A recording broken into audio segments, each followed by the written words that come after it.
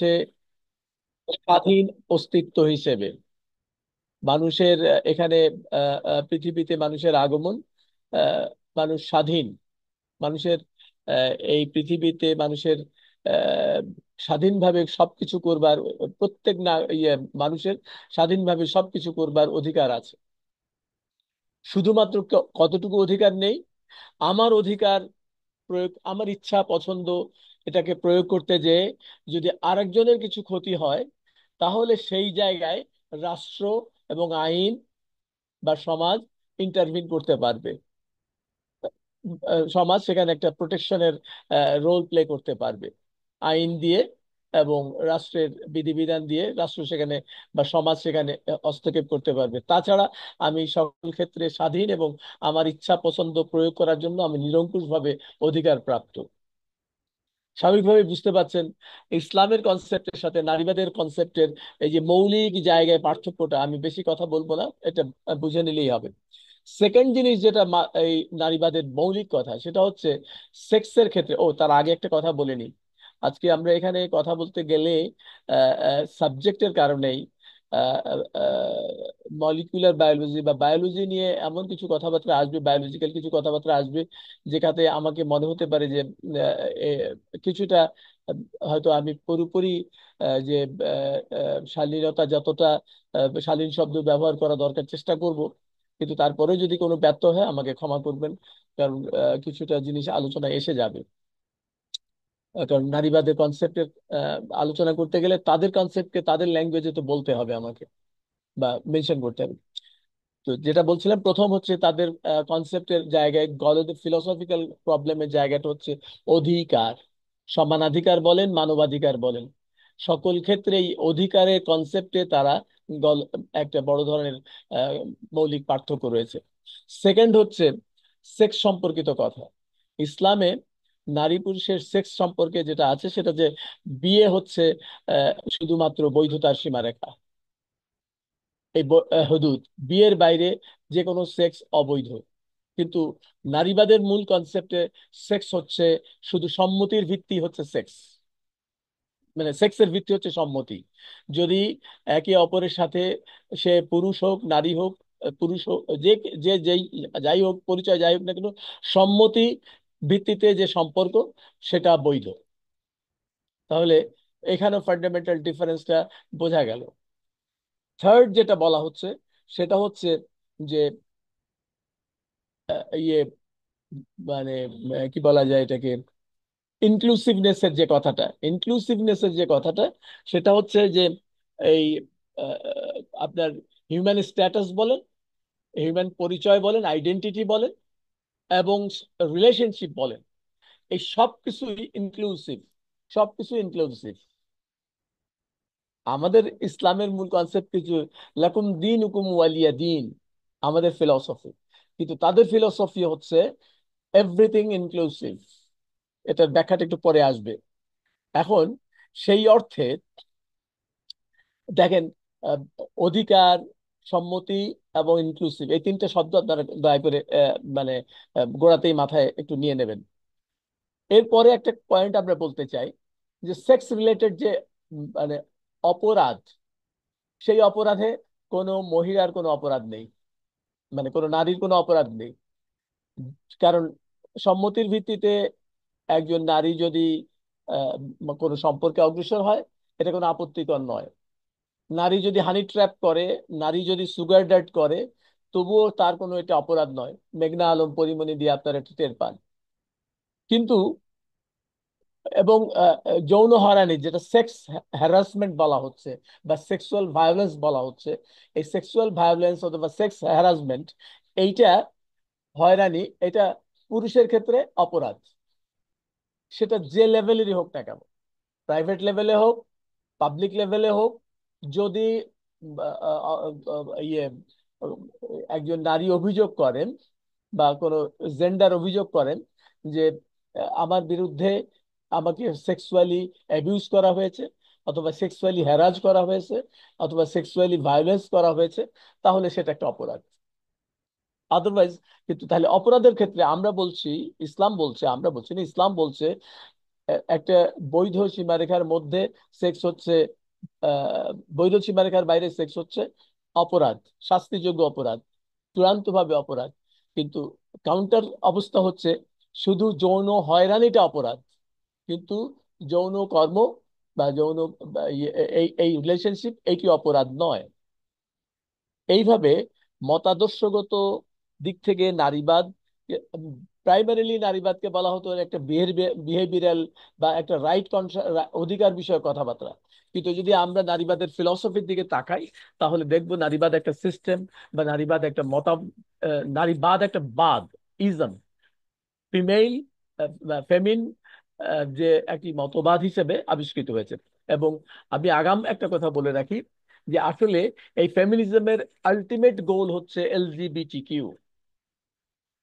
যেটাকে বাংলায় আমরা খুব সহজে, খুব ইজিলি বোঝার জন্য বুঝছি। এটা অনেকগুলো কম্পোনেন্ট আছে, একটা আমব্রেলা টার্ম, কিন্তু এটা LGBTQ বলবো আমরা, সমকামিতা না বলে, সমকামিতাই মূল কথা। এটাকে বলা যায় যে আমরা আজকে সমকামিতার আগ্রাসনে বাংলাদেশ, যদি আমি আমার আলোচনাটা এভাবে করি তাও করা যাবে। তো LGBTQ বলছি। এবার একটু আগাতে থাকি। নারীবাদের ক্রমবিকাশটা কিভাবে হয়েছে? নারীবাদের ক্রমবিকাশ হচ্ছে, প্রথমে হচ্ছে নারীকে বলা হয়েছে, বেগম রোকেয়ার কথাই চিন্তা করেন, বাংলাদেশের কন্টেক্সটে বলি, যে শিক্ষা লেখাপড়ার অধিকার মেয়েরা পাচ্ছে না। আসলে আহ, যেটা হয়েছিল সেটা হচ্ছে যে মুসলিম ওয়ার্ল্ডে যখন এই মুসলিম ওয়ার্ল্ডের পতন যুগ, যেটা মানে খেলাফতের, মানে ওসমানিয়া সালতানাতের পতনের পর থেকে যে সময়টা এসেছে, বা তার কিছু পতন তো 19 শতাব্দীতে হয়েছে, কিন্তু তার আগে থেকে তো পতনের ইয়ে হয়েছে। সেই সময় থেকে এডুকেশনটা মুসলিম ওয়ার্ল্ডে এডুকেশন দারুণ মারাত্মকভাবে ফল করে। এবং যে কোনো কারণে সোশ্যাল একটা আলাদা ব্যাখ্যা সেটা, এডুকেশন মানে নারীদের শিক্ষা একটা অবসেশনের মধ্যে পড়ে যায়। শিক্ষার দাবি করা হতে থাকে। তারপরে দাবি করা হতে থাকে যে আমাদের স্বাস্থ্য ঝুঁকি, মাতৃস্বাস্থ্য, মাতৃমৃত্যুর হার বেশি, শিশু মৃত্যুর হার বেশি, মাতৃস্বাস্থ্যের দিকে মনোযোগ দিতে হবে। জনসংখ্যা, ইয়ে, মা অনেক সন্তান জন্ম দিতে যে তার জীবনের ঝুঁকি বেড়ে যায়, পরিকল্পিত পরিবার, ফ্যামিলি প্ল্যানিং আনো, বার্থ কন্ট্রোল নিয়ে আসো। এবং এই বার্থ কন্ট্রোলের জন্য শুধু বার্থ কন্ট্রোলই না, তারা বিলম্বিত বিয়ের কথা বললেন এবং বাল্য বিবাহের কথা বললেন। এবং এখানে বাল্য বিবাহের কনসেপ্টটা আমি আপনাদের বলছি যে আপনি বাল্য বিবাহকে তারা ইয়ে বলছেন, মানে বিয়েটাকে বিলম্বিত করার জন্য বাল্য বিবাহটা একটা অপরাধ। কিন্তু কিশোরকালে যদি ছেলেমেয়েরা তাদের মানসিক বা যে কোনো কি বলে সাবালকত্ব অর্জনের সময়কালে তারা যদি সীমালঙ্ঘন করে, তাহলে সেটাকে কিন্তু আইনের চোখে অপরাধ চিন্তা করা হচ্ছে না। আইনের চোখে অপরাধ সেইটুকু, যেটা হচ্ছে যে যদি তারা সংসার ফর্ম করে, ফ্যামিলি লাইফে ইন করে। এটাও কিন্তু স্পিরিটের দিক থেকে, আইনের যে মৌলিক দর্শনের দিক থেকে, এটাও কিন্তু একটা বিবেচ্য বিষয়।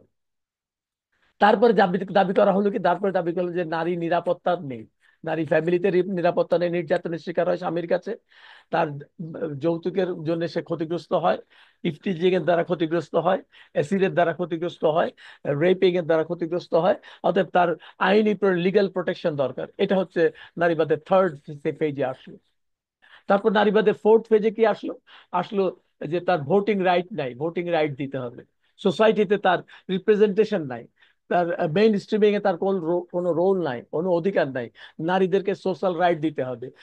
সোশ্যাল রাইটে কি জন্য? নারীদেরকে সংগঠিত হওয়ার সুযোগ দিতে হবে। নারী লিডারশিপ, নারী কমিউনিটিতে আলাদা, নারীর জন্য সেপারেট লিডারশিপ দরকার হবে। এরপরে বলা হলো যে না, আমার কর্মসংস্থান, আমার সম্পদ দরকার। আমি যদি আমার অর্থনৈতিক পরনির্ভরতা থাকে, স্বনির্ভরতা না থাকে, তাহলে আমি ইয়ে আমার অধিকার এক্সারসাইজ করতে পারি না। আমি কারোর না কারোর অধীনে, বা কারোর না কারোর সাহায্য, বা কারোর না কারোর ইয়ের দিকে তাকিয়ে থাকতে হয়। তাহলে কর্মসংস্থানের এখন এখানে একটা কনফ্লিক্ট অফ ইন্টারেস্ট কিন্তু আসছে। কনফ্লিক্ট অফ ইন্টারেস্টটা কি? মানে স্বার্থদ্বন্দ্ব। স্বার্থদ্বন্দ্বটা হচ্ছে এই, ধর্মীয় আইনে, ইসলামের আইনে স্বামী বা পুরুষ স্ত্রী বিয়ে করার পরে স্ত্রীর ভরণ পোষণ এবং পরিবারের ভরণ পোষণের দায়িত্ব পুরুষের কাঁধে। নারীর অর্থনৈতিক অধিকার থাকবে, নারী অর্থনৈতিকভাবে বিনিয়োগ করতে পারবেন, কিন্তু সেটা পরিবারে ব্যয় করার কোনো প্রয়োজন হবে না। স্বামীর দায়িত্ব পুরো ফ্যামিলিকে গ্রহণ করতে হবে। এখানে কনফ্লিক্ট অফ ইন্টারেস্ট হচ্ছে এই যে স্বামী যখন মহিলাকে ইয়ে করতে দিচ্ছে, কি বলে, আহ, আয় রুজিতে অগ্রসর হওয়ার সুযোগ দিচ্ছে, কিন্তু মহিলা যখন আয় রুজিতে যেটি ইনকাম করছে, সে যখন তার তার ইন্টারেস্ট থেকে সে যদি বলে আমি তো বাধ্য নই, তোমার বিধান মোতাবেক তো সংসার চালাবা তুমি, তাহলে আমার সম্পদ আমার কাছে থাকবে, তাহলে এখানে তখন স্বামী চিন্তা করছে আমি তোমার ফ্যামিলির দায়িত্ব তুমি পালন করছো, করার ক্ষেত্রে আমি তোমাকে ছাড় দিলাম, ফ্যামিলিতে আরো আরো যে রোল আছে সেই রোল গুলো প্লে করার ক্ষেত্রে তোমাকে আমি কম্প্রোমাইজ করলাম, কিন্তু তুমি ফ্যামিলিতে কন্ট্রিবিউট করবা না। এই যে স্বামী স্ত্রীর মধ্যে একটা মনস্তাত্ত্বিক কনফ্লিক্ট, এখানে এটা একটা কনফ্লিক্ট অফ ইন্টারেস্টের একটা জায়গা। তারপরে সম্পদে অধিকার, সম্পদে অধিকার যেটা, যে উত্তরাধিকার আইনের যে প্রশ্ন। তারপরে সম্পদের অধিকার, সম্পদের আরেকটা ডাইমেনশন আছে, সেটা হচ্ছে নারীবাদ বা কর্পোরেট ওয়ার্ল্ড কিন্তু সেক্সকে একটা ইন্ডাস্ট্রি হিসেবে ডেভেলপ করেছে, একটা ইন্ডাস্ট্রি হিসেবে ডেভেলপ করেছে না, এর একটা এটা সবাই বোঝেন, আমি সেটা বিশেষভাবে আলোচনা করতে পারবো না। সেক্স একটা ট্রেড হিসেবে ডেভেলপ করেছে, সেক্স একটা ইন্ডাস্ট্রি হিসেবে ডেভেলপ করেছে। সেটা আহ, ইয়ে কি বলে, সেক্সুয়াল রিলেশনশিপের দিক থেকে হোক বা যত সেক্স উপকরণ আছে সবগুলো সাপ্লাই দিয়ে হোক। এরপরে কি কথা আসলো? এরপরে আসলো যে না, শুধুমাত্র ভোটাধিকার, শিক্ষা, চিকিৎসা, লিগ্যাল প্রোটেকশন দিয়েই নারীর যথেষ্ট হচ্ছে না, নারীকে এম্পাওয়ারমেন্ট দরকার হবে। উইমেন ইন ডেভেলপমেন্ট, সোসাইটিতে যে ডেভেলপমেন্টের প্রক্রিয়া আছে, এই প্রক্রিয়াতে নারীদেরকে ইনভলভ করতে হবে, নারীদেরকে অ্যাকোমোডেট করতে হবে, পাওয়ার স্ট্রাকচারে নারীকে অবস্থান দিতে হবে। তাহলে কি করতে হবে? পুরুষ যেখানে যেখানে আছে, যেখানে কাজ করছে, সেখানে অবশ্যই নারীরও একটা অবস্থান তৈরি করতে হবে। দরকার হলে নারী কোটা দাও, অথবা নারীর জন্য আলাদা ফ্যাসিলিটিস তৈরি করো। এটা এই এম্পাওয়ারমেন্টের এই কনসেপ্টটা আসলো। এরপরে আসলো এই এম্পাওয়ারমেন্টের কনসেপ্টের পরে ফাইনাল কনসেপ্ট এখন পর্যন্ত আরেকটা কনসেপ্ট আসলো, সেটা হচ্ছে জেন্ডার সোশ্যালাইজেশন, জেন্ডার কনসেপ্ট। এটা আমি একটু পরে আলোচনা করছি। এটা হচ্ছে এই এলজিবি, এটা আমি এটাই আমি ব্যাখ্যা করব, এলজিবিটিকিউর সামাজিকীকরণ, সোশ্যালাইজেশন অফ সমকামিতা। এটাই হচ্ছে যুগের ফেতনা, এটাই হচ্ছে যে সংকটটা আমি ব্যাখ্যা করতে যাব ইনশাআল্লাহ। তার আগে আমি আর একটু বলে নিই, এই যে আমি নারীবাদের ধাপের ব্যাখ্যাগুলো বললাম, এটা যদি আমি অন্য ফর্মের বিকাশটা দেখাই, 1975 সালে নারী বর্ষ, জাতিসংঘ নারী বর্ষ বর্ষ উদযাপনের ঘোষণা দেয়। তারপরে 1976 থেকে 1985 পর্যন্ত একটা নারী দশক পৃথিবীতে উদযাপন করা হয়, এবং 1979-তে এসে সিড, এটাকে বলা হয় convention on elimination of all source of discrimination against women. খুব নাম শুনে থাকেন সিডো, অনেক বড় নাম, convention on elimination of all source of discrimination against women. এইটা 1979 সালে ফরমেশন ইয়ে হয়, রেজুলেশন হয়। তারপর 1980 সালে এটা স্বাক্ষর শুরু করা হয়, এবং 1980 সালেরই সেপ্টেম্বরে যে এটা এনাক্টমেন্ট হয়ে যায়। বাংলাদেশ এটা 1984 সালে এটাকে স্বাক্ষর করে। তবে চারটা ধারা তারা রিজার্ভেশন ছিল, প্রোটেকশন ছিল, যে এই চারটা ধারা বাদে আমরা সমর্থন করলাম। সেখানে ওই বিয়ে, উত্তরাধিকার, বিচ্ছেদ, অভিভাবকত্ব, এই যে যার কয়েকটা বিধান ছিল, সেই সমস্ত বিধানগুলোতে ও এই নারী সনদে এটাকে আহ, আহ, বাংলায় যদি বলি, বৈষম্য বিরোধী, নারীর প্রতি বৈষম্য বিরোধী আইনের বিলোপ সনদ, নারীর জন্য বৈষম্য বিরোধী আহ, বিধানগুলোর বিলোপ সনদ। এটা এটা পরবর্তীতে বাংলাদেশ সরকার আরো, যখন উমেন ইন ডেভেলপমেন্টের প্রোগ্রাম আসলো, তখন আরো দুটো ধারা প্রোটেকশন থেকে ছেড়ে দিল, মাত্র দুটো ধারা এখন প্রোটেকশনে আছে। বর্তমান নারী কমিশন বলে দিয়েছে ওই দুইটাও প্রোটেকশন ছেড়ে দিতে হবে।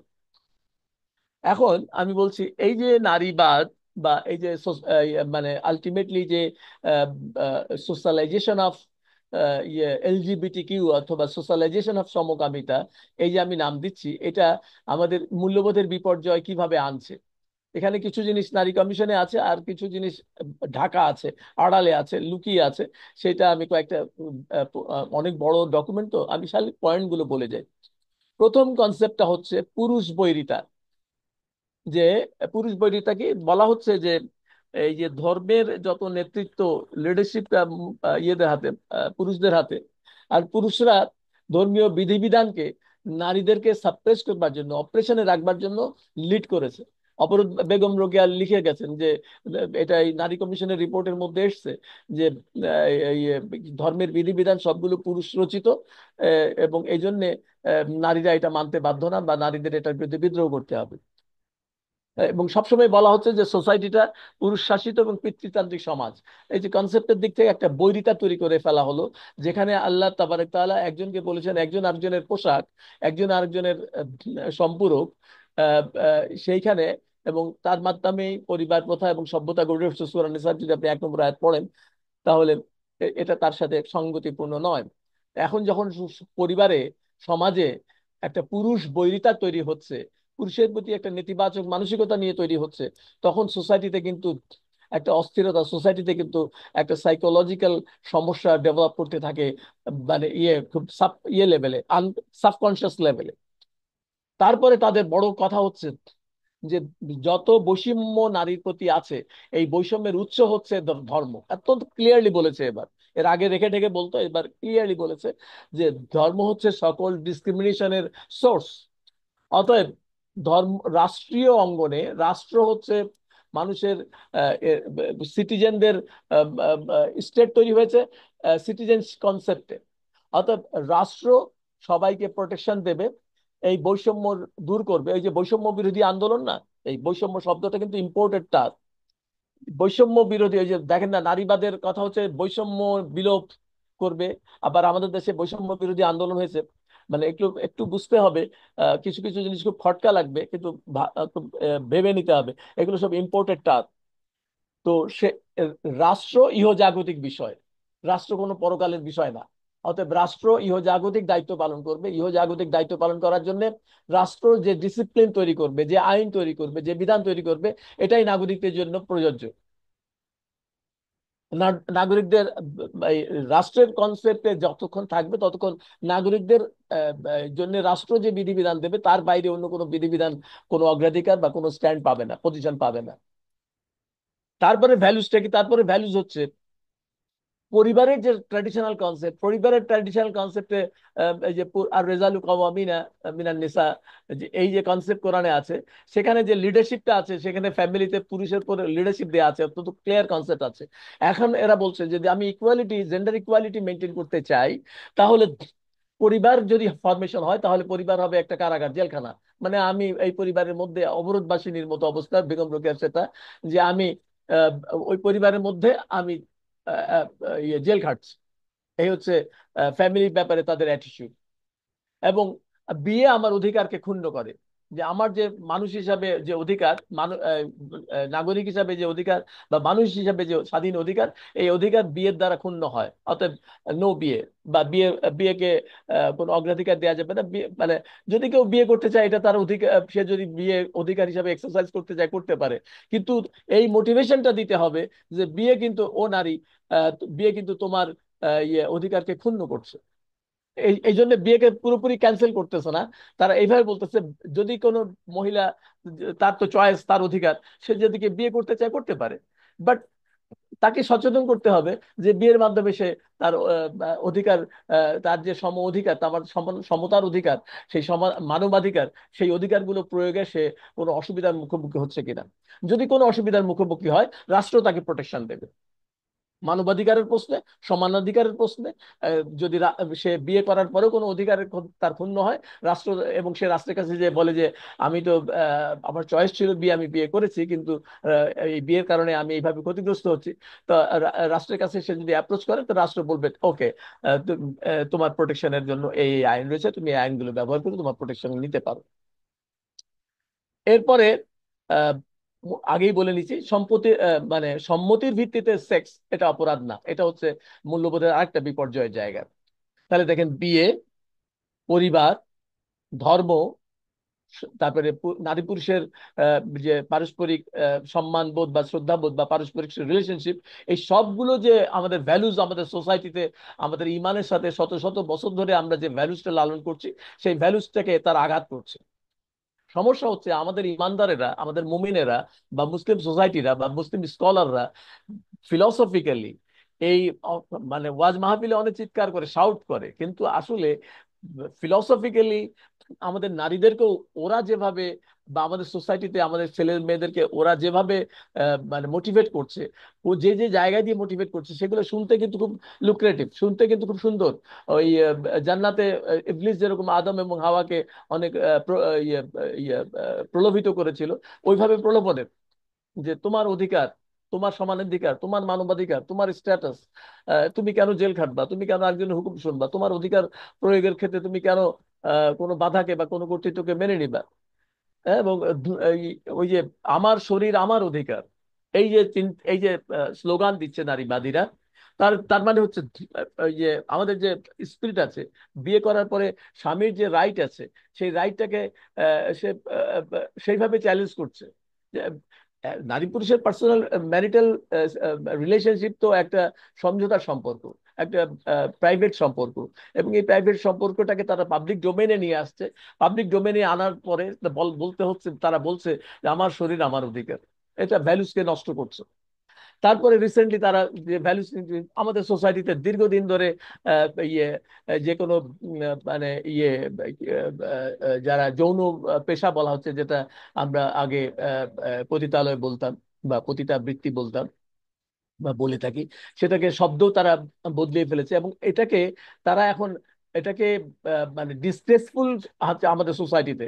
কিন্তু এটা ডিসগ্রেসফুলই কেবল না, এটা এটা কোনো অপরাধী না, এটাকে অপরাধ তো নয়, এটাকে লিগ্যাল শেপে আনতে হবে। লিগ্যাল শেপে আনতে গেলে এই যৌন পেশা যে করবে তার মানে সকল রকম নাগরিক অধিকার, আইনগত অধিকার সে ভোগ করবে, এবং শ্রম আইনের আওতায় একজন শ্রমিক যে যে অধিকার পায়, একজন যৌনকর্মী সেই সেই অধিকার পাবে। পুরোপুরি একটা লিগ্যাল ফ্রেমের আওতায় চলে আসবে।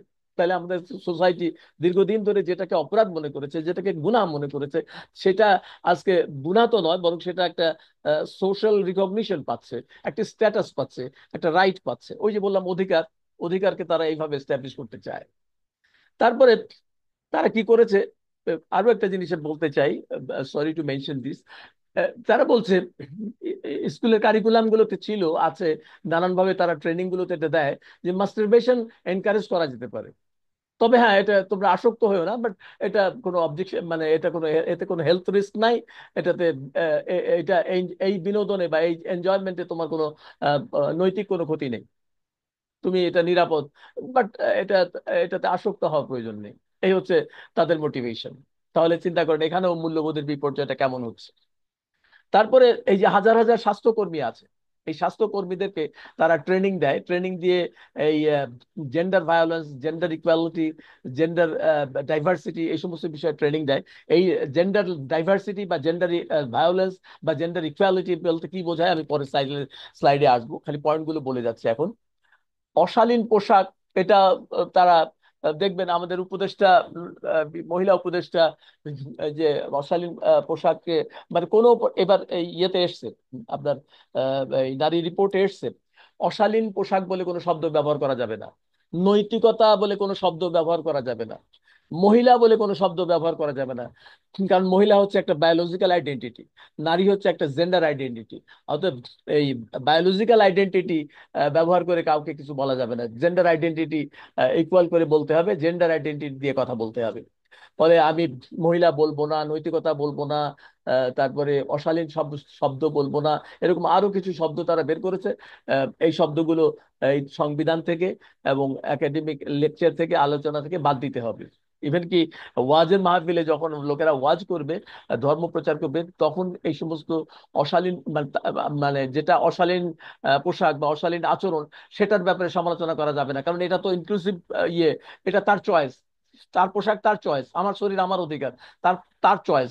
ফলে সে এটা করবে, তার তার বাধা দিতে পারবে না তাকে, কারণ তুমি তো ইনক্লুসিভ সোসাইটিতে আছো, যার যেটা ইচ্ছা সে সেটা করবে, তোমার ক্ষতি না করলেই হলো, তোমাকে বাধা না দিলেই হলো। এবং এটা কারিকুলামের মধ্যে আমাদের যৌন শিক্ষা বলা হয় রিপ্রোডাক্টিভ হেলথ, হেলথ বা রিপ্রোডাক্টিভ সায়েন্স, প্রজনন শাস্ত্র। কিন্তু প্রজনন শাস্ত্র পড়াতে যে তারা আসলে সেক্স সায়েন্স পড়ায়। সেন্স এডুকেশন তারা করে।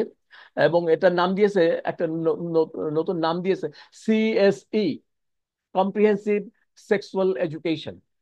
এটার জন্য তাদের কারিকুলাম আছে। এবং পাবলিক হেলথ, জনস্বাস্থ্য বলতে যেটা, জনস্বাস্থ্য যেটা বলতে বোঝায়, এটা খুব একটা কাভার শব্দ, কাভার্ড ওয়ার্ড পাবলিক হেলথ। কিন্তু পাবলিক হেলথটার ইনার সাবজেক্ট হচ্ছে, এটা হচ্ছে তারা সেক্সুয়াল সায়েন্সকে বা এই এলজিবিটি কিউ, মানে যে মতবাদ, এই মতবাদকে কাভার করার জন্য এরা হেলথ সেক্টরে, ওই এডুকেশন সেক্টরে করেছে সিএসসি, হেলথ সেক্টরে করেছে জনস্বাস্থ্য।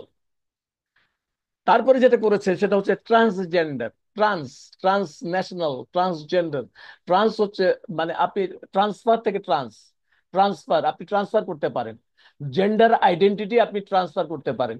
এই আমরা কেন এই একাডেমি 21-এ যারা আমরা মেন্টাল হেলথ নিয়ে কাজ করি, তারা কেন নারীবাদ নিয়ে কথা বলছি, এই জায়গাটা খেয়াল করতে হবে।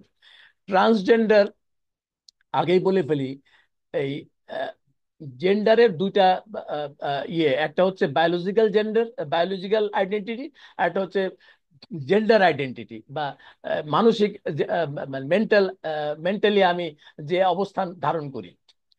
বলা হচ্ছে বায়োলজিক্যাল আইডেন্টিটি হচ্ছে আপনি আহ, বা- আপনার সেক্স অর্গান যাই থাকুক না কেন, এটা সেক্স অর্গান ভিত্তিতে আপনার বায়োলজিক্যাল আইডেন্টিটি নির্ধারণ হলো। কিন্তু আপনার জেন্ডার আইডেন্টিটি কি? জেন্ডার আইডেন্টিটি হচ্ছে আপনি নিজে নিজেকে কি মনে করেন। আপনি, এটা মানসিক একটা বিষয় বলা হচ্ছে।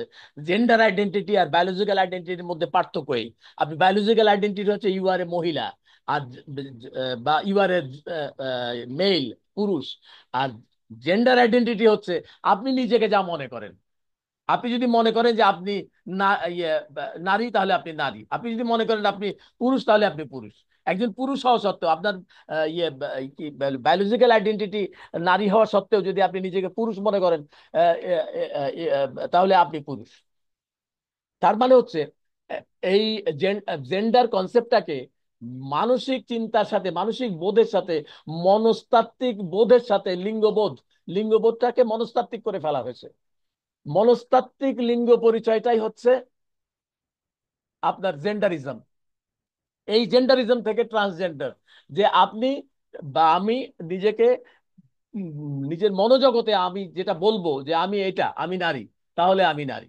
আমি যদি বলি আমি পুরুষ, তাহলে আমি পুরুষ। আর আমার আমার বায়োলজিক্যাল আইডেন্টিটি যাই হোক না কেন, এটা খেয়াল করবেন। তো এখন দেখেন, এরা এই, তাহলে নারী একটা, আমাদের সোসাইটিতে তো একবারে পারবে না সমকামিতা সরাতে।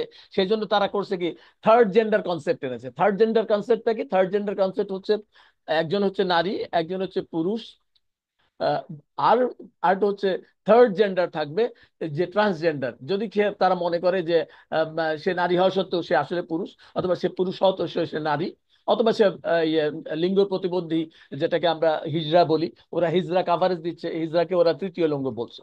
এখানে আমি ধর্মের মূল্যবোধের বিপর্যয়ের জায়গাটা বলি। কোরআন শরীফে আল্লাহ তাবারক তাআলা বলেছেন, সকল সৃষ্টিকে তিনি জোড়া জোড়া সৃষ্টি করেছেন। কোনো জোড়ার অতিরিক্ত কিছু নেই। লিঙ্গ প্রতিবন্ধী বা হিজড়া যেটা বলা হচ্ছে, ওরা এটাকে ইন্টারসেক্স বলছে। আসলে এটা হচ্ছে, এটাও মেডিকেলি টেস্ট করলে এটার একটা ইয়ে অবস্থান, নারী অথবা পুরুষ, এটা অবস্থান তৈরি হয়। তাহলে ধর্মের সাথে ইসলামের ক্ষেত্রে জেন্ডারের যে কনসেপ্ট, লিঙ্গের যে কনসেপ্ট, সেক্সের যে কনসেপ্ট, আর ট্রান্সজেন্ডারিজম বা এলজিবিটিকিউ বা নারীবাদী যে কনসেপ্ট, সেই কনসেপ্টের মৌলিক পার্থক্যটা কোথায় টের পাচ্ছেন? একটা হচ্ছে বায়োলজিক্যাল আইডেন্টিটি হচ্ছে আইডেন্টিটি, কিন্তু এরা বলছেন যে না, এই, ধারণাগত আইডেন্টিটি, মানুষের মনোজগতের যে আইডেন্টিটি, সেই আইডেন্টিটিকেই রিকগনাইজ করতে হবে, রিকগনিশন দিতে হবে, what ever the biological identity. আপনারা নারীবাদীদের এই মূল কনসেপ্টটা কিন্তু মাথায় রাখবেন যে বিপদটা কোথায়। এবং এই বিপদের ভিত্তিতেই তারা এই যে উত্তরাধিকারী সমতা চাচ্ছে বা বিচ্ছেদে সম অধিকার চাচ্ছে। বিচ্ছেদে সম অধিকার কেমন? আমি এখন যদি আমার বিচ্ছেদ হয়ে যায়, তাহলে পরে সম্পত্তির 50% পাবে নারী, 50% পাবে পুরুষ। তাহলে কোনো পুরুষ কি, যে নাকি মাল্টি মিলিয়নিয়ার, ইলন মাস্ক বিয়ে করে নাই, কেন করে নাই জানেন? করলেই তো ওই পরের দিন যদি সম্পত্তি ভাগ হয়, তাহলে কি অবস্থা হবে? তাহলে পুরুষরা কিন্তু আর বিয়ে করতে চাইবে না। তো ওরা বিয়েকে ধ্বংস করার জন্য এই যে কনসেপ্ট তৈরি করছে, সেই কনসেপ্ট গুলো ইসলামের ফান্ডামেন্টাল কনসেপ্টের সাথে কতখানি পার্থক্য, এটাকে আমাদেরকে উপলব্ধি করতে হবে। তারপরে ম্যারিটাল, অলরেডি কিছুটা আমি বলেছি ম্যারিটাল রেপ। আচ্ছা বলেন, প্রাইভেট সম্পর্কে, স্বামী স্ত্রীর প্রাইভেট সম্পর্কে কোনটা রেপ আর কোনটা ইচ্ছাধীন, কোনটা অইচ্ছাধীন, কোনটা স্বেচ্ছাধীন? যদি কোনো একটা ছোটখাটো সমস্যাও পড়ে, তাহলে এই যে প্রাইভেট রিলেশনশিপ, এটাকে পাবলিক ডোমেনে নিয়ে আসা হচ্ছে ম্যারিটাল রেপের কথা বলে। তারপর একটা ভিকটিম কার্ড, একটা ভিকটিম কার্ড খেলা হচ্ছে এরকম যে কে ভিকটিম। নারী যদি বলে যে পুরুষের দ্বারা আমি আক্রান্ত হয়েছি, আর কোনো ফ্যামিলি লাইফে ম্যারিটাল রেপের কথা দিয়েই বলি, একজন মহিলা যদি বলে যে স্বামী আমার সাথে আচরণ করছে, এটা কোনো সাক্ষী আছে? এটা কোনো প্রমাণ আছে মেডিকেলি? এটা কোনো প্রমাণ করা যাবে? বা এটা কোনো এভিডেন্স আছে? তাহলে নারীকে কত নিরঙ্কুশ অধিকার দিয়ে দেওয়া হলো। সম অধিকারের কথা বলছে, কিন্তু এখানে কিন্তু বৈষম্যের আইনগত অধিকার হচ্ছে পুরুষের নির্যাতনের কোনো আইন নেই, কিন্তু নারীর একতরফা অধিকার হচ্ছে পুরুষকে ইয়ে করবার, ডোমিনেট করবার। আইন, লিগ্যাল রাইট দেওয়া হচ্ছে, সোশ্যাল রাইট দেওয়া হচ্ছে, ফ্যামিলি লাইফও দেওয়া হচ্ছে, প্রাইভেট লাইফও দেওয়া হচ্ছে। মুসলিম নারীবাদ, এটা আবার আরেকটা জিনিস। আহ, এটা তো খুব সেন্সিটিভ। মুসলিম নারীবাদ সেন্সিটিভ কিরকম? সেটা হচ্ছে যে সমস্ত মুসলিম ফেমিনিস্টরা, আমাদের সমাজে তো আসলে নারী সোসাইটিটা তো নারী বান্ধব না, এটা তো এক ধরনের সত্যি কথা। তো এই যে সোসাইটিটাকে নারী বান্ধব করতে হবে, সোসাইটিটাকে নারী বান্ধব করার জন্য নারীবাদীদের অনেক বিধিবিধানকে তারা ওয়েলকাম করতেছে, কিন্তু নারীবাদীদের মূল কনসেপ্ট ফিলসফি যে ইসলামের সাথে টোটালি 100% কন্ট্রাডিক্টরি। এটার সাথে যে কোনোভাবেই মানে আমাকে যদি সোসাইটিকে নারী বান্ধব করতে হয়, তাহলে শরিয়া আইনের ভিত্তিতেই, ইসলামের আইনের ভিত্তিতেই, মুসলিম ফ্যামিলি লর ভিত্তিতেই, মুসলিম হেরিটেজ ল এর ভিত্তিতেই, আমাকে মুসলিম ভ্যালুজের ভিত্তিতেই, কোরআনের আইনের ভিত্তিতেই আমাকে সোসাইটিটাকে নারী বান্ধব করতে হবে। দেনমোহরের এক্সপ্লয়টেশন যেন না থাকে, উত্তরাধিকার আইনে মেয়েদের যে সম্পদ পাওয়ার কথা সেই সম্পদ যাতে পেতে পারে, ফ্যামিলির তে যে সমস্ত কনফ্লিক্ট হলে পরে সেই কনফ্লিক্ট রেজলিউশনের জন্য মুসলিম ইসলামের যে বিধান আছে সেই বিধান প্রয়োগ কিভাবে করা যেতে পারে। এখন আমাদের কাজী সাহেবরা, আলেম সাহেবরা, ইমাম সাহেবরা, খতিব সাহেবরা, বা ল মেকাররা, ইভেন যারা ইয়ে ঢাকা ইউনিভার্সিটি থেকে ল এর আইন পড়ে, তারা এগুলো জানে না।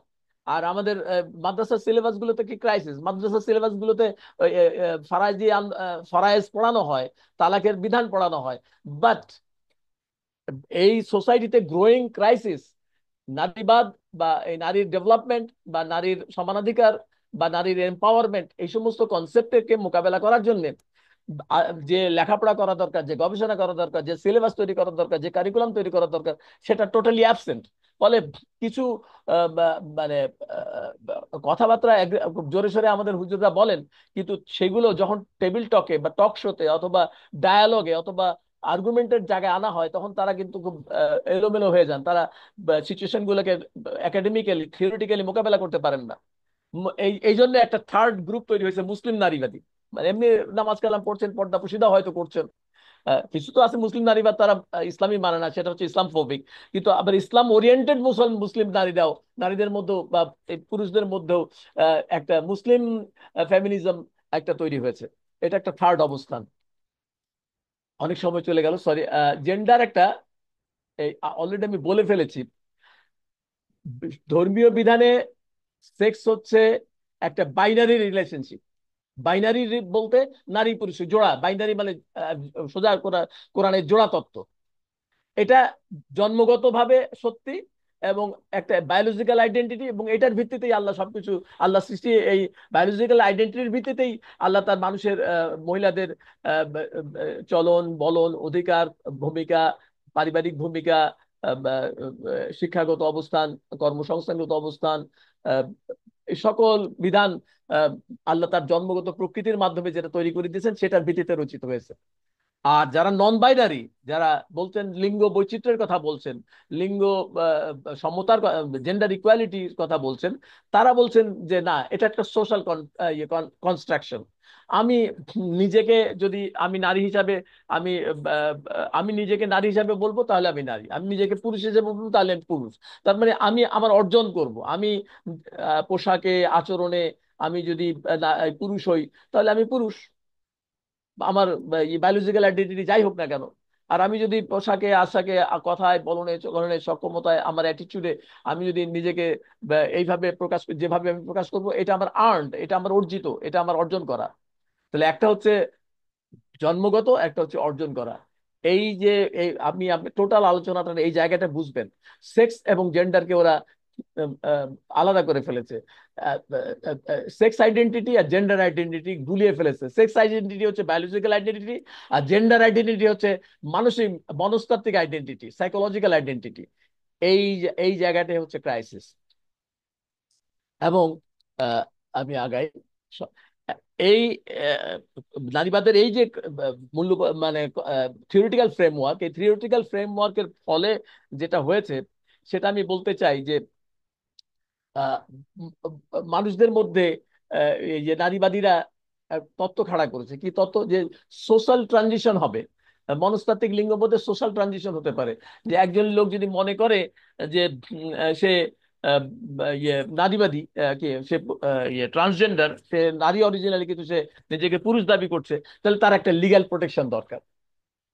তাহলে তাহলে লিগ্যাল ট্রানজিশন তাকে দিতে হবে। তারপরে যে সে যদি মনে করে যে না আমি মেডিকেলি চেঞ্জ হয়ে যেতে চাই, তাহলে তাকে মেডিকেল একটা প্রোটেকশন দিতে হবে। আর যদি মেডিকেল এবং সে যদি সোশ্যাল প্রোটেকশন দরকার হয়, তাহলে তাকে সোশ্যাল প্রোটেকশনও দিতে হবে। এই এই নারীবাদের বা ট্রান্সজেন্ডারিজমের বেসিক কথা হচ্ছে, এই ট্রান্সজেন্ডার আইনটা কিন্তু তৈরি হয়ে গেছিল হাসিনার আমলে।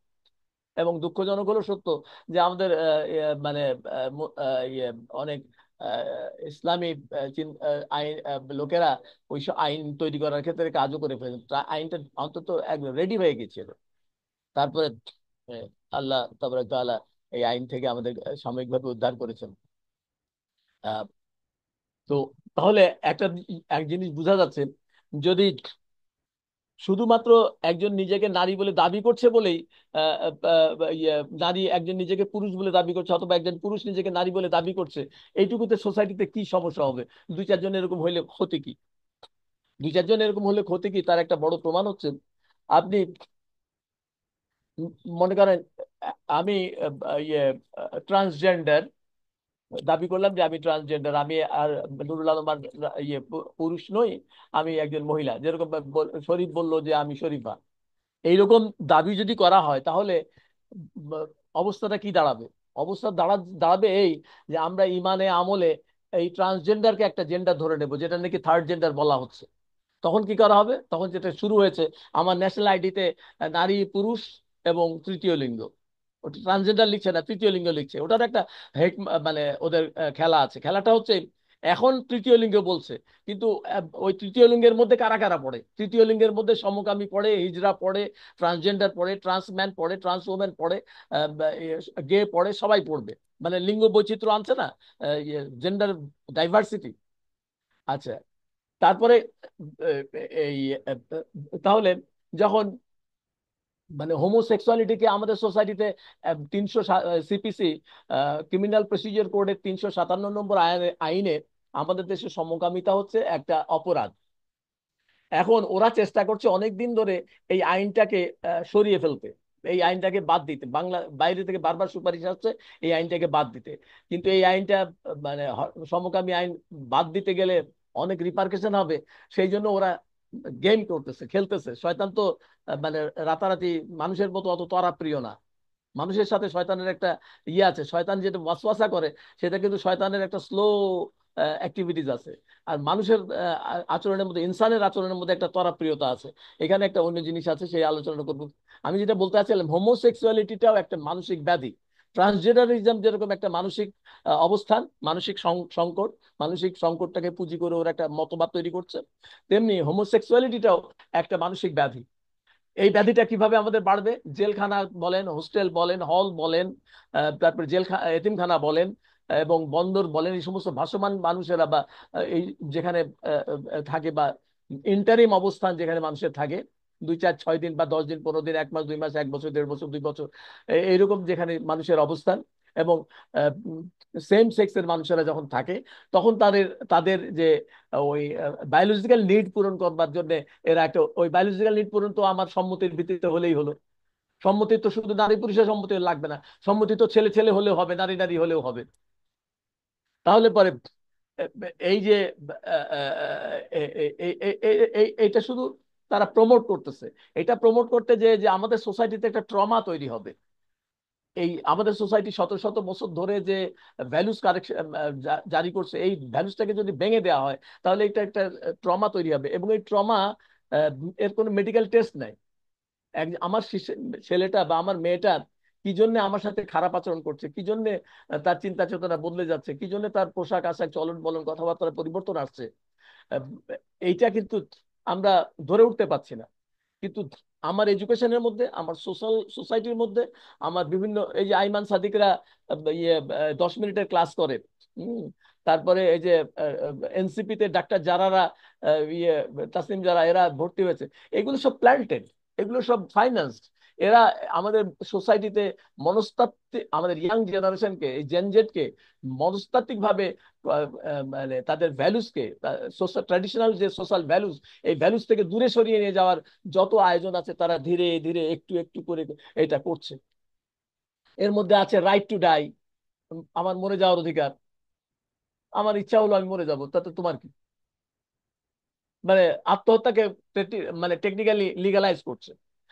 এবং তারা বলছে এমনি রাষ্ট্র কাউকে মৃত্যুদণ্ড দেবে না। রাষ্ট্রের জন্য এটা খুব মানে অন্যায় কাজ। মানুষ যখন নিজে ইচ্ছা করবে মরবে, অথবা ন্যাচারালি সে যদি মারা যায় যাবে। রাষ্ট্রের কোনো বিচারিক শাস্তি, তুমি অন্য যে কোনো শাস্তি দাও দিতে পারো, কিন্তু মৃত্যুদণ্ড দিতে পারবে না। তারপরে উল্টা বলছে যে মানুষ ডিজিটালি অমরত্ব অর্জন করবে। ডিজিটালি অমরত্ব অর্জন করবে এইভাবে আর্টিফিশিয়াল ইন্টেলিজেন্স তৈরি করা যে প্রোগ্রাম নিয়ে এসছে। আর্টিফিশিয়াল ইন্টেলিজেন্সের সাথে দেখা যাবে আমি কবরের কাছ থেকে আমার বাপকে তুলে নিয়ে এসে আমার বাপের মুখ দিয়ে কথা বলাচ্ছে, আমি আমার বাপের সাথে কথা বলতেছি। এগুলো বললে মাথা গরম হয়ে যাবে, মাথা আগলা এলোমেলো হয়ে যাবে। এই মানে নারীবাদিতার কনসেপ্টের মধ্যে, এলজিবিটি কনসেপ্টের মধ্যে আমাদের ইমান, আমল, কালচার, ভ্যালুজ, পলিটিক্স সবকিছুকে এলোমেলো করে দেওয়ার মানে একবার তছনছ করে দেওয়ার অ্যারেঞ্জমেন্ট আছে। কিন্তু ওরা রাতারাতি করছে না, ধীরে ধীরে ধীরে ধীরে করছে। আমি বলি আমাদের দেশে যে সোশ্যাল বন্ধু সোশ্যাল যে এনজিও, আমাদের দেশে যে এলজিবিটি প্রোগ্রাম হচ্ছে, এটুকু বলে রাখি, এটা কিন্তু এর এই মানে বড় এই সমকামিতা আন্দোলনের গ্লোবাল লিডার হচ্ছে আমাদের জাতিসংঘ। এটা আলাদা আলোচনা, প্রমাণ তার একটা খালি উদাহরণ দেব। যদি উগান্ডা যখন বলল যে আমি ইয়ে করব না, সমকামিতার আইন না মানবো না, তখন বলল যে তোমাকে আইএমএফ এর সাহায্য পাবা না, বিশ্ব ব্যাংকের ঋণও পাবা না, লোন ক্লোজড। কাতারে যখন অলিম্পিক হতে গেল, তখন কাতার যখন বলল যে আমি সমকামিতার কোনো সুযোগ, এখানে ট্রান্সজেন্ডার কোনো অ্যারেঞ্জমেন্ট রাখবো না, তখন অলিম্পিক ওখানে হবে না, হবে না ভাব।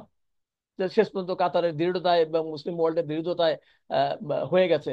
কিন্তু এখন 2034 সালে সৌদি আরবে যে ইয়ে হবে কি বলে অলিম্পিক হবে, সৌদি আরবের অলিম্পিক, সৌদি আরব ওই অলিম্পিক আয়োজনের শর্তই মেনে নিয়েছে যে হ্যাঁ ট্রান্সজেন্ডার ইয়ে এলজিবিটি কিউ যে মানে তাদের ডিমান্ড অনুযায়ী তাদের জন্য যে কর্নার, তাদের জন্য যে ফ্যাসিলিটি এগুলো থাকবে। এটা এটা অ্যারেঞ্জমেন্ট মেনে নিয়েই অলিম্পিক হয়েছে, এবং সেজন্য তারা অলিম্পিক আয়োজন করতে পারছে। আমাদের প্রবলেমটা কোথায়, ভ্যালুজের সমস্যা কোথায় দেখা দেবে? সৌদি আরবে যখন এলজিবিটি কিউ চলবে, তখন এই দেশের মানে নারীবাদীরা যখন আমাদেরকে বলে তোমরা কি সৌদি আরবের চাইতে বেশি মুসলমান হয়ে গেছো, এইবার বোঝেন তখন আমার সাইকোলজিক্যাল অবস্থানটা কোথায় দাঁড়াবে। আমরা সৌদি আরবে, ওরা বলে না মূর্তি আছে সৌদি আরবে, আরবে আরব দেশগুলোতে মূর্তি আছে, আরব দেশগুলোতে বার আছে, আরব দেশগুলোতে এই আইন আছে, দেশগুলোতে এই কালচার আছে। এখন আরব দেশগুলোতে যে কালচার আছে ওদের চাইতে তো আমরা বেশি ভালো মুসলমান না। এটা দিয়ে আমাদেরকে এক্সপ্লয়েট করা হবে, ব্ল্যাকমেইল করা হবে। ফলে আমরা কতটা ভালনারেবল। আমি আপনাদেরকে আরেকটা বলি, গ্লোবাল রেসপন্স এইরকম যে এই যে বন্ধু সভা বলছি আমাদের দেশে, জানেন আমাদের দেশে এলজিবিটি ফাদার হচ্ছে ব্র্যাক এবং আইসিডিডিআরপি। ব্র্যাক এর যে পাবলিক হেলথ ডিপার্টমেন্ট আছে, এই পাবলিক হেলথ ডিপার্টমেন্ট বাংলাদেশের 4-5টা মানে বড় বড় ইউনিভার্সিটির 4-5টা ডিপার্টমেন্টের চাইতে 4-5টা ফুল ইউনিভার্সিটির চাইতে বড় ডিপার্টমেন্ট। আরিফ সোহেল বা আরো আরো, আমি এখানে পাবলিকলি এগুলো নাম না বলাই ভালো, এগুলো একটা আলাদা স্টাডির বিষয়। এই ফজলে হোসেন আবেদ যিনি মারা গেছেন, তিনি বলেই গেছেন তার আনফিনিশড জব হচ্ছে বাংলাদেশে এই এলজিবিটি কিউ প্রোগ্রাম ইয়ে করা, প্রমোট করা। এবং এই প্রোগ্রামটা এরা প্রকাশ্যে বলছে না, এটা আন্ডার কাভার কথা বলছে। আন্ডার কাভার কথা বলতে বলতে একটু একটু করে আগাচ্ছে।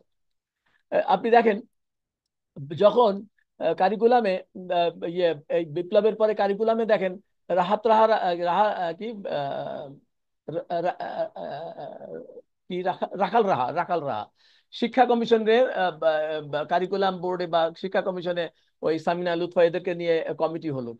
এটা যখন প্রতিবাদ করা হলো তখন এই কমিটি বাদ দেওয়া হলো, কিন্তু আলাদা শিক্ষা কমিশন আর তৈরি করা হলো না, হয়নি, আজও হয়নি।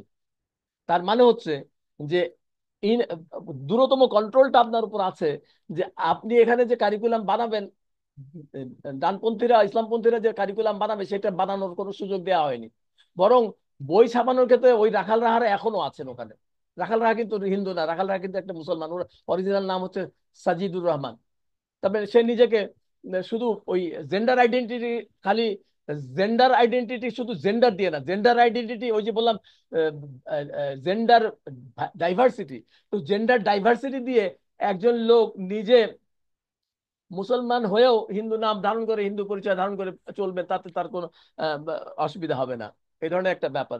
আমি বলি এই বন্ধু সোশ্যালের তো আহ, বিরাট নেটওয়ার্ক বাংলাদেশে আছে, আপনারা জানেন। তারপরে এই যে আমি দু একজন এক্সপার্ট যারা এখন বিদেশে মেধাবী লোকেরা দেশে আসতেছে, লুৎফে সিদ্দিক গ্লোবাল লেভেলে তিনি একজন ইয়ে কি বলে এলজিবিকিউটি প্রমোটার। বাংলাদেশের সরকারের উপদেষ্টাদের মধ্যে কমপক্ষে 5-7 জন আছেন এলজিবিকিউটি প্রমোটার। শারমিন, ফরিদা আক্তার, রিজওয়ানা, নূরজাহান, এরা সবাই কিন্তু এলজিবিকিউটি প্রমোটার। এরা হয়তো বলবেন প্রমাণ এভিডেন্স, প্রমাণ এভিডেন্সটা গবেষণার বিষয়, এবং এই, কাগজ একটু ভিজিট করার বিষয়, একটু পড়াশোনা করার বিষয়, একটু জানার বিষয়, তাদের প্রোফাইল দেখার বিষয়, তাদের অ্যাক্টিভিটিস দেখার বিষয়। আমি একটা উদাহরণ দিই অ্যাক্টিভিটিস। শারমিন মুর্শেদ 5ই আরটিএ সরকার ইয়ে হলো কি বলে গঠন করলেন ইউনূস সাহেব। 13 কি 14ই আগস্ট, মানে এই 5-7 দিনের মধ্যেই নারীবাদীদের একটা টিমের সাথে ইউনূস সাহেব সর্বপ্রথম ইন্টারভিউ দেন, মানে মিটিং করেন। আর 17ই আগস্ট শারমিন মুর্শিদ ঢাকা ইউনিভার্সিটিতে যে মেয়েদের একটা কনফারেন্স করলেন, এবং সেই কনফারেন্স করে তিনি বললেন যে আমি মুখিয়ে আছি, শব্দটা এরকম, আমি মুখিয়ে আছি, তোমরা প্রস্তাব নিয়ে আসো নারীদের ইয়েকে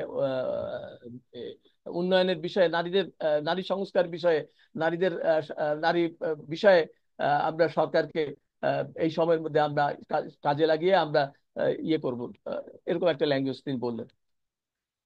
এরপরে আমি আপনাদেরকে বলি ইদানিং যেটা ওই যে বললাম এনসিপিতে অনেক লোক ঢোকানো হয়েছে, যে যেটার জন্য ছাত্র শিবিরের ছেলেদেরকে বের করে দেওয়া হয়েছে ইয়ে থেকে কি বলে এনসিপি থেকে বের করে দেওয়া হয়েছে, ওরা যে আরেকটা দল করছে।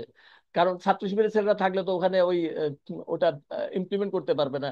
তো এনসিপি তে এমন কিছু লোককে ঢোকানো হয়েছে যারা এলজিবিটিকিউ প্রমোট করবে, এবং একজন ট্রান্সজেন্ডারকে ডিক্লেয়ার্ড তাদের কমিটিতে নেওয়া হয়েছিল। পরে নানান ধরনের প্রেশারের কারণে তাকে বাদ বাদ রাখা হয়েছে, কিন্তু অলরেডি তাকে কিন্তু পদ দিয়ে দেওয়া হয়েছিল। যাই হোক, আমার কাছে মনে হয় 9টা বেজে গেল। আমি আজকে আর আরো বেশ কয়েকটা স্লাইড আছে, আমি মাত্র 8 স্লাইডে আছি, আর আমি আগাবো না, পরে যদি সুযোগ পাওয়া যায় আলাপ করব। এইভাবে বলতে চাচ্ছি যে মূল্যবোধের যে অবক্ষয়ের মাধ্যমে আমাদের সোসাইটিতে যে ক্রাইসিস তৈরি করা হচ্ছে, ফ্যামিলিতে, আমাদের জেনারেশনের মধ্যে, আমাদের সোসাইটিতে, এবং আইনের দ্বারা, সবচেয়ে একটা কথা না বলেই নয়, আইনের দ্বারা যে ব্যবস্থাটা সংবিধানে করা হচ্ছে, সংস্কার কমিশনে যারা আছেন, শুধুমাত্র নারী সংস্কার কমিশন নয়, নারী সংস্কার কমিশন, সংবিধান, আইন সংস্কার কমিশন, এবং যত কয়টা কমিশন আছে সব কয়টা কমিশনের গোড়া কিন্তু এক জায়গায়। এবং আপনি লক্ষ্য করবেন জাতীয় ঐক্যমত্য কমিশনের নামে সব কমিশনের প্রধানরা একসাথে বসছেন, এবং সব কমিশনের প্রধানদের মধ্যে আপনি দেখবেন সব কমিশন প্রধান কিন্তু এনজিও প্রধান।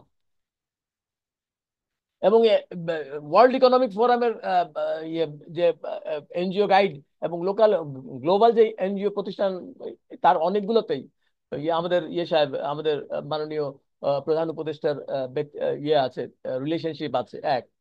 দ্বিতীয় হচ্ছে যে এই যে বললাম যে জাতীয় আমাদের ঐক্য কমিশনের সবাই লিডাররা হচ্ছে, এবং সবগুলো কমিশন রিপোর্ট আপনি যদি ভালো করে পড়তে থাকেন, যদি পড়ার সুযোগ হয়, কারো যদি, সবার হবে না, কারো কারো যদি পড়ার সুযোগ হয়, দেখবেন কিছু কমন ল্যাঙ্গুয়েজ, কমন শব্দ, কমন টার্ম তারা বের করেছে। এবং এই কমন টার্ম গুলোকে দিয়ে তারা কি করবে, সংবিধানের মধ্যে, আমাদের সংবিধানের মৌলিক অধিকারের ধারায়, তারা যেখানে নারী পুরুষ শব্দ আছে, নারী পুরুষ শব্দগুলো বাদ দিয়ে তারা সেখানে লিঙ্গ, লিঙ্গ বৈচিত্র্য, লিঙ্গ পরিচয়, এই শব্দগুলো বসাচ্ছে। এবং এই শব্দগুলো বসানোর যে ইম্প্যাক্ট কি হবে, এ, এটা একটা মারাত্মক বিষয় হবে। আমাদের শব্দ তারা চালাকি করে দুই তিনটা শব্দ বসাচ্ছে, বহুত্ববাদ, লিঙ্গ পরিচয়, লিঙ্গ বৈচিত্র্য, এগুলো অনেকগুলো শব্দ বসাচ্ছে। আলেমরা যে বলে আসলো যেটা সোজাসুজি বোঝে বহুত্ববাদ, ওইটা বাদ দিতে বলছে। ওইটা বাদ দেবে ঠিকই, কিন্তু অন্য যে শব্দগুলো থাকবে সেইগুলো দিয়ে তারা তাদের কাজ সেরে ফেলবে। তারা জানে যে আমরা এগুলো বলতেছি, বলার পরে কিছু প্রতিবাদ আসবে, প্রতিবাদ আসলে আমরা কিছু বাদ দিয়ে দেবো, বাদ দিয়ে দেওয়ার পরেও আমাদের এইগুলো থাকবে, এইগুলো দিয়ে আমরা আস্তে আস্তে 2 4 5 10 বছরে আমরা আমাদের জায়গায় চলে যাব। আহ, যদি সুযোগ হয় আমি এরপরে পরবর্তীতে বলবো। মূল কথা আমি যেটা বলতে চেয়েছি, যে নারীবাদিতার যে প্রোগ্রাম বাংলাদেশে এখন, এটা একটা গ্লোবাল প্রোগ্রাম। এবং এই বিপ্লবের পরে এই গ্লোবাল প্রোগ্রামটা শক্তিশালী হয়েছে, এটা আগের জামানায় ছিল, শক্তিশালী হয়েছে। এবং এই গ্লোবাল প্রোগ্রামের মিশনে ইহুদি মিশন রয়েছে। আপনি তো খুব সোজা সাপটা সরলীকরণ একটা ব্যাখ্যা দিয়ে রাখি। ইহুদিরা ইসরায়েলেরও বন্ধু, ইসরায়েলিরা ভারতেরও বন্ধু, ইসরায়েলিরা আমেরিকারও বন্ধু। আমার এবং ইউরোপও, এই যে আমাদের জামাতি আলেমরা হঠাৎ করে যে ইয়েতে গেলেন, কি বলে, ব্রাসেলসে মিটিং করতে গেলেন, ওনাদেরকে ডেকে নিয়ে ব্রাসেলসে মিটিং করাচ্ছে। ব্রাসেলসে মিটিং করে আসার পরে ওনারা এই দেশে এসে মানে কোন কথাটা আগে বলা দরকার আর কোন কথাটা পরে বলা দরকার, কিভাবে কি বলছেন, এগুলো চেঞ্জ স্টাডি করবে। তাহলে বোঝা যাবে যে আমরা আলেমরা, ধর্মীয় লিডাররা বা আমাদের ইসলামিক স্কলাররা কতটা সচেতন, কতটা অসচেতন। আগামী দিন সামনে অনেক চ্যালেঞ্জ, যদি পরবর্তীতে আবার সুযোগ পাওয়া যায় তাহলে আমি আমার ইনকমপ্লিট আলোচনা করব। আমি এখানে আমার আলোচনা শেষ করছি, 9টা বেজে গেছে। তো ধৈর্য ধরে লম্বা সময় আমার কথা শুনেছেন, এই জন্য আপনাদেরকে কৃতজ্ঞতা জানাই। আর আবেদন জানাই, প্লিজ প্লিজ, নারী হন, পুরুষ হন, ভাই হন, বোন হন, স্বামী হন, স্ত্রী হন, দয়া করে ঈমান বাঁচানোর জন্য, নিজের প্রজন্মকে বাঁচানোর জন্য, কোরআন হাদিসের আলোকে, শরিয়া ভিত্তিক ভ্যালুজের উপরে যে আমাদের সোসাইটি, মুসলিম পারিবারিক আইন, ভ্যালুজ যেগুলো আছে, সেগুলোর প্রোঅ্যাক্টিভ রোল কি হতে পারে। নারীবাদীরা যে জায়গায় সমালোচনা করছেন, সেই জায়গায় একটা নারী বান্ধব সোসাইটি আমরা কিভাবে বানাতে পারি, তাদের বিধানকে বাদ দিয়ে আমরা নারী বান্ধব সোসাইটি বানাতে হবে। আর যদি সেটা নাও হয়, যারা সাইকোলজিস্ট আছেন, যারা প্রফেশনাল সাইকোলজিস্ট আছেন, তাদেরকে বলি, এই যে গ্রোয়িং ক্রাইসিস সোসাইটিতে, তাদেরকে যখন দাওয়াত দেওয়া হবে, ফিরে ফিরে আসবে, ফিরে আসতে পারবে না, তখন তারা দৌড়ে আসবে আপনাদের কাছে, যে আমি তো ফিরে আসতে চাই, আমি তো বিপদে, আমি তো ফ্যামিলিতে এইভাবে বিপদে পড়েছি, আমি তো আমার চরিত্রে এইভাবে বিপদে পড়েছি, আমি তো আমার নিজেকে এইভাবে ধ্বংস করে ফেলেছি, আমি তো বাঁচতে চাই, আমাকে কি করা দরকার। তাহলে তাদেরকে তখন যে রিহ্যাবিলিট করতে হবে, তাদেরকে যে তখন যে কাউন্সিলিং দিতে হবে, এই জন্য যে যে মানের কাউন্সিলিং সেন্টার আমাদের দরকার আমাদের সোসাইটিতে, সেটার জন্য কিন্তু যারা আপনারা প্রফেশনাল আছেন তাদেরকে ভাবতে হবে। একাডেমি 21 পক্ষ থেকে আমি ব্যক্তিগতভাবে এই প্রবলেমটাকে, এই দেশের মেন্টাল হেলথ সাইকোলজিস্ট, সাইকিয়াট্রিস্ট যারা আছেন এবং রিলিজিয়াস লিডার্স আছেন, যারা স্কলার আছেন, তাদের সামনে তুলে ধরার ক্ষেত্রে যারা কাজ করছেন, তাদের সাথে একাত্ম হয়ে আপনাদেরকে বলতে চাই, এটা একটা বিশাল চ্যালেঞ্জের জায়গা, বিশাল হুমকির জায়গা, বিশাল মানে ঘোরতর যুদ্ধ আমাদের সামনে। আল্লাহ আমাদেরকে সেইটা বোঝার এবং সেই জন্য মানসিকভাবে প্রস্তুতি নেওয়ার এবং প্রোঅ্যাক্টিভ রোল প্লে করার। নেগেটিভ হাউ কাউ করে চিৎকার করে লাভ হবে না, বুদ্ধিভিত্তিক ভাবে এগোতে হবে। চিৎকার করে ওয়াজ করে স্লোগান দিয়ে জীবন দেবো, রক্ত দেবো, এটা রক্ত দেওয়ার, জীবন দেওয়ার বিষয় না, এটা পলিসি গেম, পলিসি স্ট্র্যাটেজি তৈরি করতে হবে এবং বুদ্ধিভিত্তিক ভাবে মোকাবেলা করতে হবে। এই বুদ্ধিভিত্তিক মোকাবেলার কাজে সবাইকে দাওয়াত দিয়ে আমি আমার কথা শেষ করছি। আমার ভুল বলা, বেশি বলা, এগুলোর জন্য আল্লাহর কাছে ক্ষমা চাচ্ছি। ওমা তৌফিক, সুবহানাকা আল্লাহুম্মা বিহামদিকা, আশহাদু আল্লা ইলাহা ইল্লা আনতা, আস্তাগফিরুকা ওয়া আতুবু ইলাইক।